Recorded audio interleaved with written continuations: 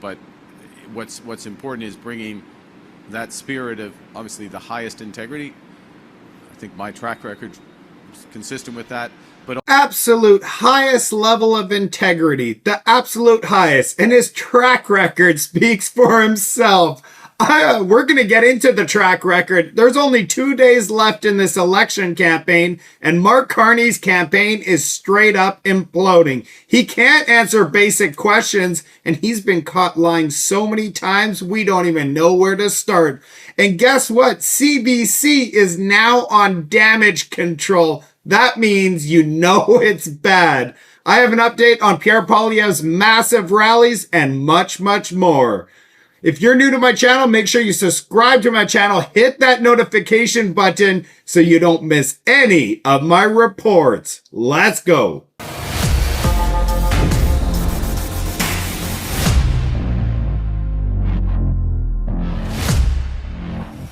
For all the Canadians out there that thought they would get somebody else than Justin Trudeau, we find out that we have Justin Trudeau 2.0. The CBC's Ashley Burke is following Carney's campaign this week. Ashley.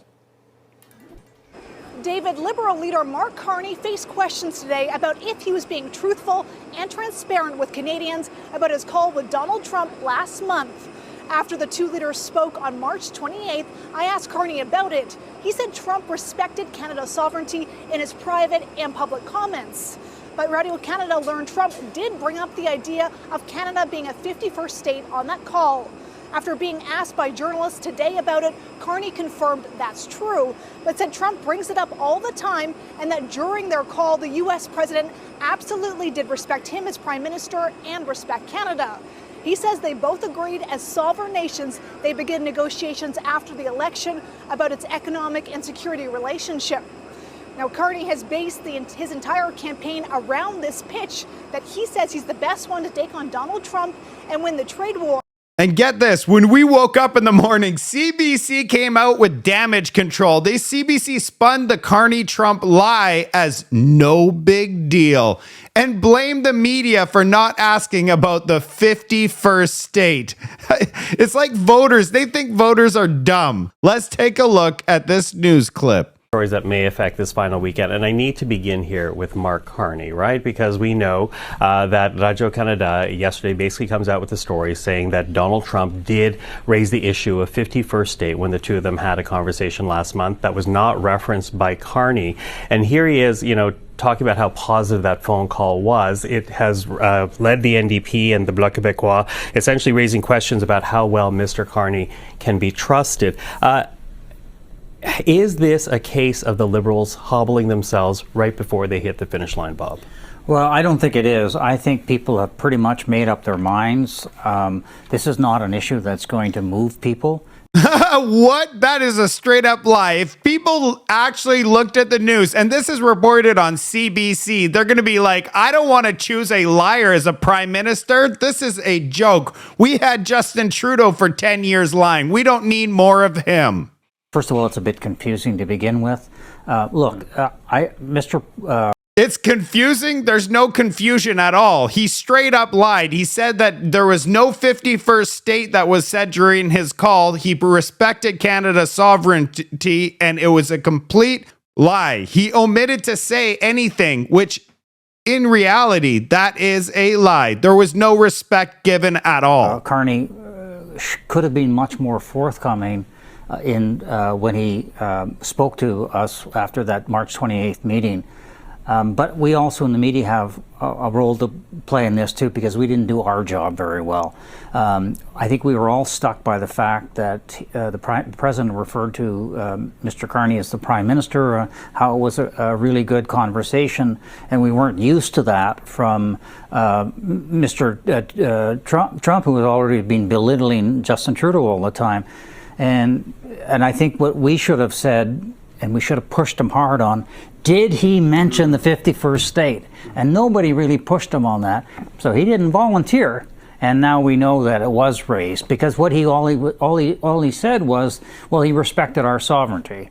Which he really didn't in a way, because he raised the 51st state. But this is not an issue that's going to happen. So there you have it, Canada. They didn't do their job. Can you believe it? I believe it. They are absolutely useless. And this is why we need to defund the CBC. And that gentleman, he works for Globe and Mail. There should be some cuts there too. The reporting sucks. And as you can see, the bias, they are so biased and one-sided. That's why Canadians don't trust the mainstream media anymore. Here's my take on it. If Carney preaches honesty in his book, then lies about Donald Trump gets exposed and CBC shrugs it off, if Canadians are dumb enough to elect a proven liar, don't complain when this entire country burns to the ground. Let's see this next clip. Why the NDP and the Bloc are raising this is because they're looking for any, dent in the armor to try to get some advantage going into this final weekend. What do you make of the impact of this revelation, Tonda? Well, won't surprise you, I'm going to disagree with Bob. That's why we invite you.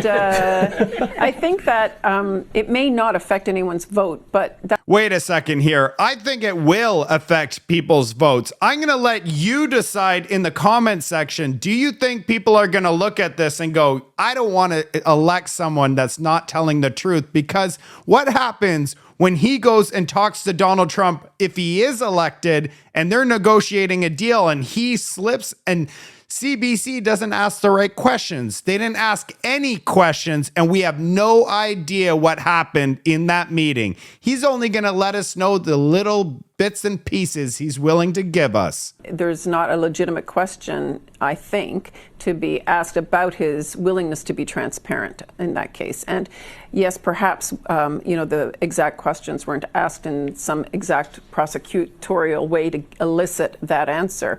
But it was, I was in a news conference with him that next day, and we were distinctly left with a different impression. And I have seen this on a couple of occasions with Mr. Carney, where he's prepared to be evasive if it's politically expedient. And that's not a trait I think that is a great one to have.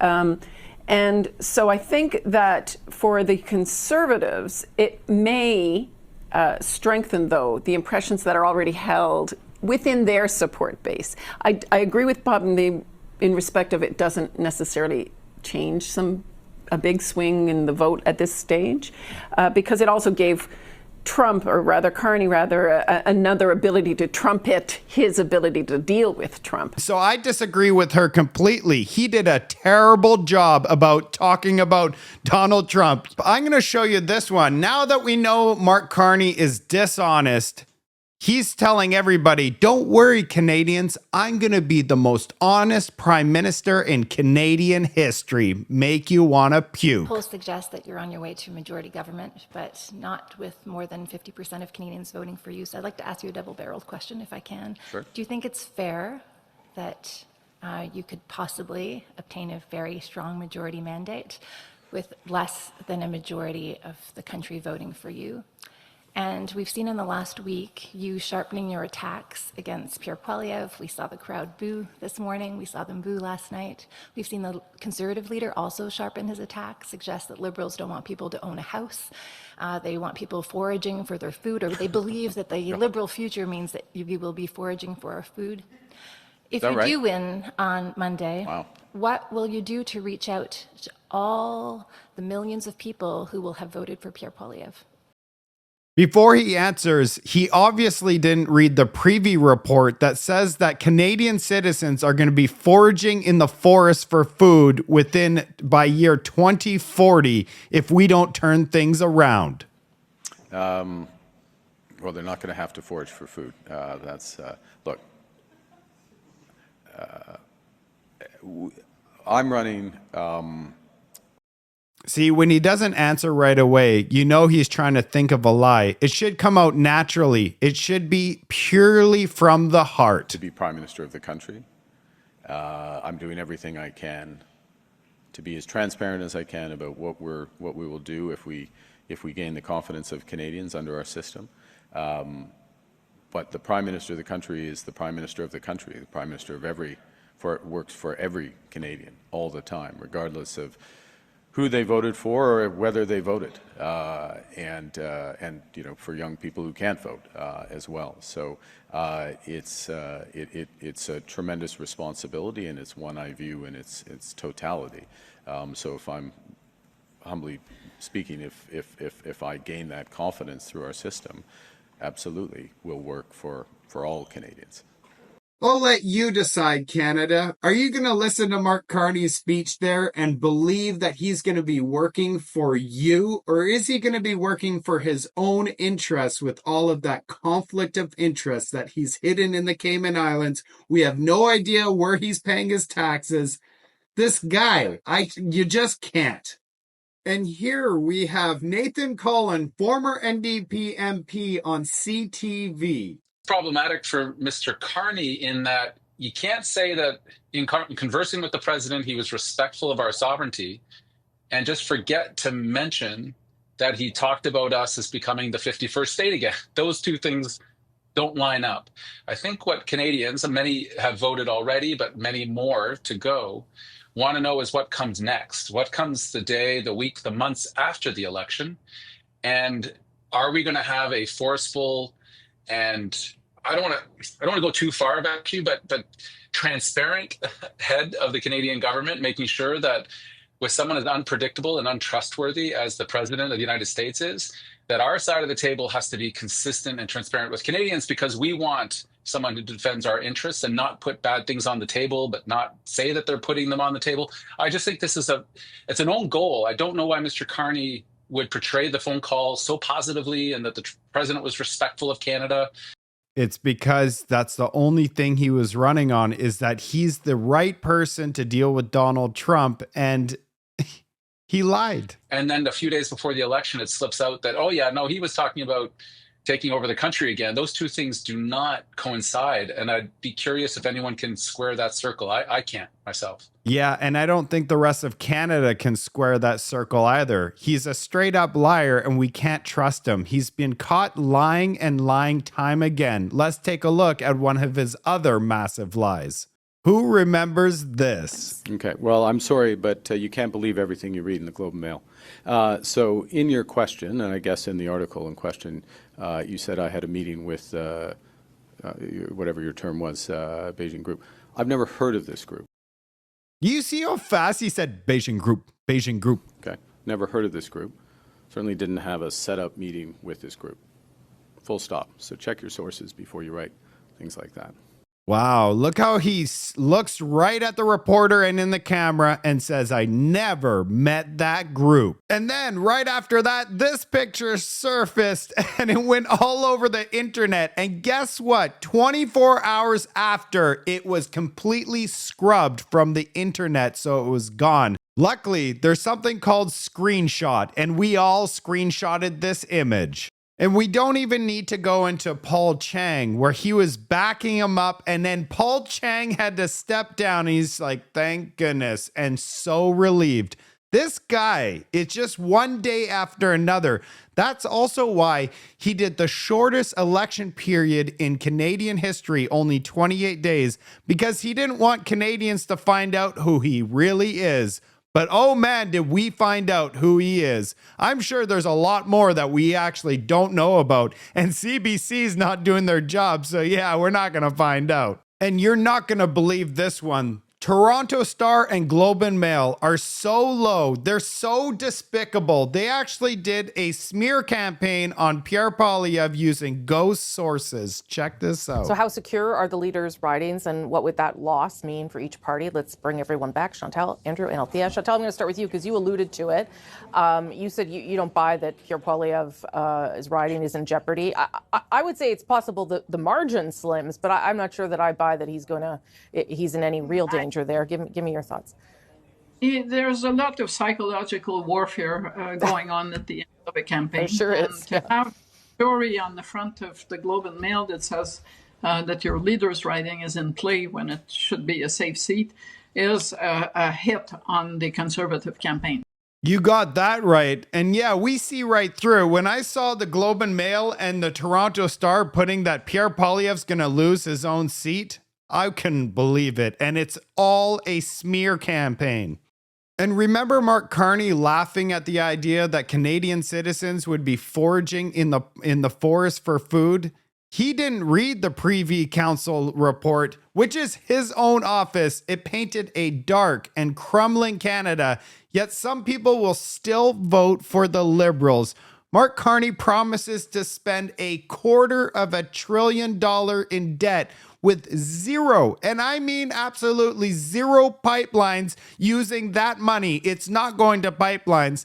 And yeah, basically the report said Canada is going to straight up collapse by year 2040. And with a Liberal government again, it will be much, much sooner. Here are some highlights from the report. The economy may shrink or become more volatile. Mental health challenges could grow due to frustrated hopes and expectations. Workers and recent immigrants may choose to leave Canada for better opportunities elsewhere. People may turn to informal, grassroots, or community-based ways to fulfill their basic needs. The post-secondary education sector may become stranded asset.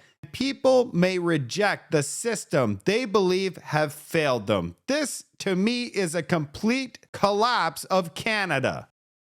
And a new report came out, which is huge for the Conservative Party. Innovative Research Group came out with a survey which showed Yves Blanchet is absolutely surging in Quebec, and he's taken away all of the Liberal seats. This is massive. And get this, the Conservatives are at the same spot they were in 2017. They're still where they were. They haven't lost anything. So I created this picture today. Let Blanchet cook. Let's go, Blanchet. Save Canada. Can you imagine Quebec could actually save Canada? Let's cook.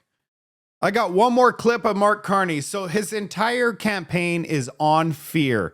Fear of Donald Trump coming over the border with tanks and just taking over this country. Without that fear, Mark Carney does not have anything. He can't run on the track record of the Liberals because they were so bad that the party, literally, if there was an election in December, the party would be non-party status. That's how low. The lowest they've ever been in Canadian history. And the only reason the polling and people are supporting Mark Carney is because they believe that Mark Carney will save them from tanks coming from the U.S.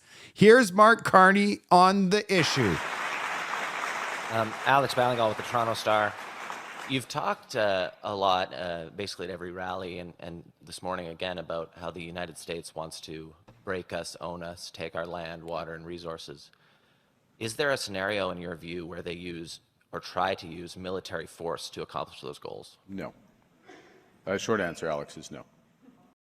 Wow, see, there's nothing there. He's not coming with tanks. There's nothing to fear. To be honest with you, if we remove the 25% tariffs that's interprovincial, that would offset Donald Trump's tariffs. And I have something else I want to show you. Check out this post by Brian Lilly, but on the bottom there, the Bloomberg, it says that the European Union has identified concessions it's willing to make with Donald Trump administration to secure a partial removal of the U.S. tariffs. That's right.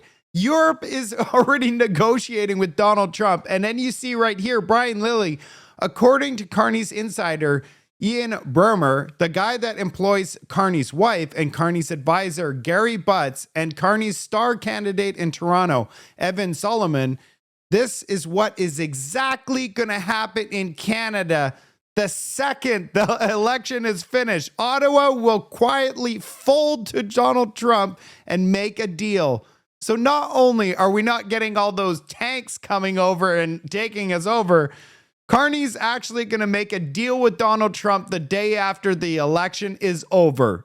Think about that. That means this entire thing was drummed up to create this fear. It didn't exist. It was all made up, Canada.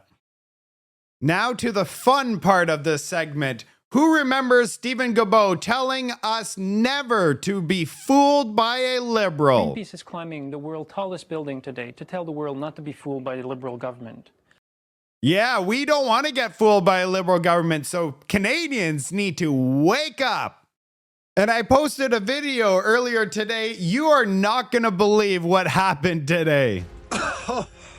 Oh, the internet is insane. So this was Pierre Poilievre's rally yesterday in Calgary. This beautiful plane. Oh yeah, that was sweet. The Elbows Up crowd got furious and said that looks exactly like Donald Trump and his plane. That was a Donald Trump rally. Yeah, the internet trolls came out and Roddy's like, you're right. Poilievre looks nothing like Donald Trump. Then we have David, and he's like, for a campaign trying to shed any Trumpness, not sure if final hour photo helps. Oops. And that takes us to today. You are not gonna believe what just happened. Elbows up, Canada. Elbows up. Look who is Donald Trump now. The Liberals just 24 hours a day copied Pierre Poilievre, and this is his rally right now. Like I said, you can't make any of this. 24 hours later, they had a rally with a plane. Check out what the Conservatives did today. This is pretty epic.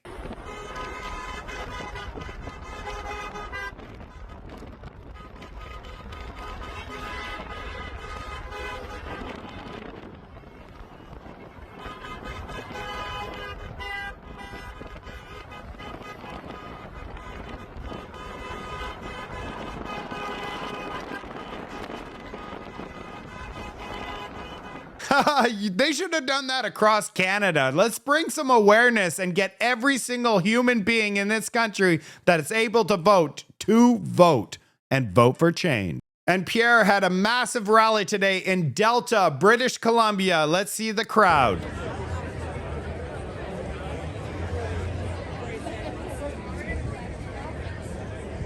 Just for reference, this was 2.5 hours before the event even started. Here we have Pierre Poilievre mingling with the crowd before his rally. And just for reference, Mark Carney would never do this. He doesn't want to touch the common people.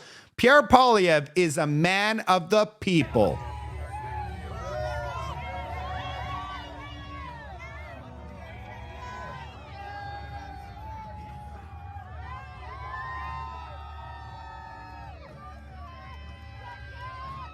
It's just so nice to watch. He goes and he shakes everybody's hand, looks at them. This is Prime Minister material. Here we have the Canadian national anthem at the Delta Pierre Poilievre rally.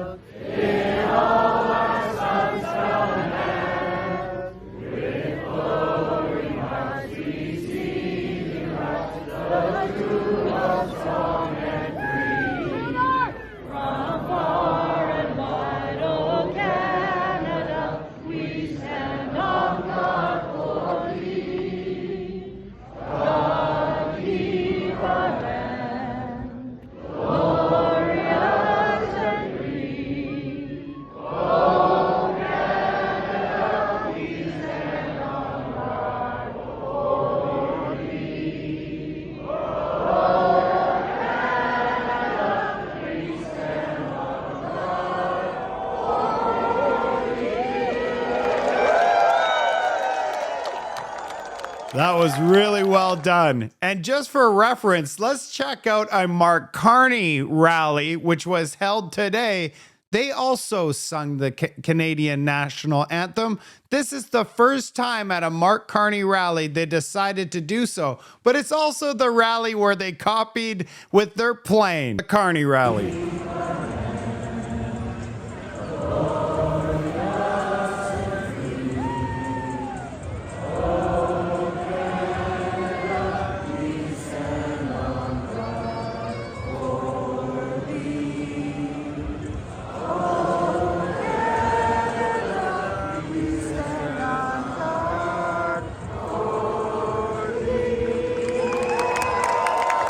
I don't know about you, but the pitch was much higher at the Carney rally. It seemed like, I don't know. I'm going to let you decide. Let me know in the comment section, which Canada, oh Canada, did you like better?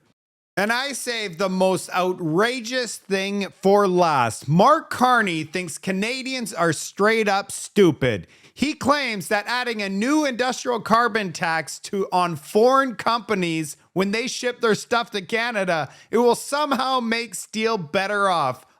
It's unreal because it's like we're begging the US to take tariffs off of us. And his plan is to tariff the world. That's right. He wants to tariff everybody. It is the dumbest thing I've ever heard. As our businesses, as our big industry decarbonize, we don't want foreign steel coming here that's high carbon, right? From Asia, from America. So we will have a carbon border adjustment mechanism that prevents that from happening. And puts them in a stronger position. So that's the second. And then the third aspect is we have this carbon market that's in place. And we have an opportunity so that the large polluters, on the marginal reductions that they make, that they can pay for people's climate smart choices. It will end up being a more efficient market for them. The government will stand in the middle and make sure that people have clear incentives, and if we are elected, we will put this in place. Are you kidding me? Enough is enough with all of this carbon tax and climate change and the whole thing. Eventually, we will have nothing left to eat. It will be finished for Canada. These liberals, all they do is create fear and then try to solve their problem with a solution. And the solution is worse than the actual problem. Canada, we cannot elect this man. He was going to destroy this country straight up. And that leads me to this. Of this campaign, but the latest numbers from Abacus data suggest the race is tightening up. Our Karen Seolan joins us now in studio. So Karen, good to see you. You spoke with the CEO of Abacus. How tight is this race? Well, Faiza, the latest polling has the Liberals leading by 3 points. Other polls also have something similar. So Abacus has the Liberals at about 40%, the Conservatives at 37%. That puts them within the margin of error. Remember, polls will make predictions, but also account for how much they may be off by. And somewhere that's usually between 2 and 3%. And so that means the Liberals and the Conservatives are essentially in a dead heat in this crucial final stretch. Now, most polls, as I mentioned, are showing the Tories closing the gap. Do keep in mind, though, that until a few days ago, Donald Trump and his criticisms of Canada were largely out of the headlines. And so David Coletto with Abacus tells me that that has given the Conservatives some space to make the argument that they've been making this whole campaign, and that's that people want change, and they're going to be the ones to deliver it. So there you have it, Canada. This is so close. We don't know about the polls, but it needs to be too big to rig. We can't take any chances here. You need to call your grandma, your friend, your cousin, your uncle, your everybody, and you tell them you are willing to pick them up and bring them to vote. Every single person you bring everybody to vote on Monday. I'll see you on the next report.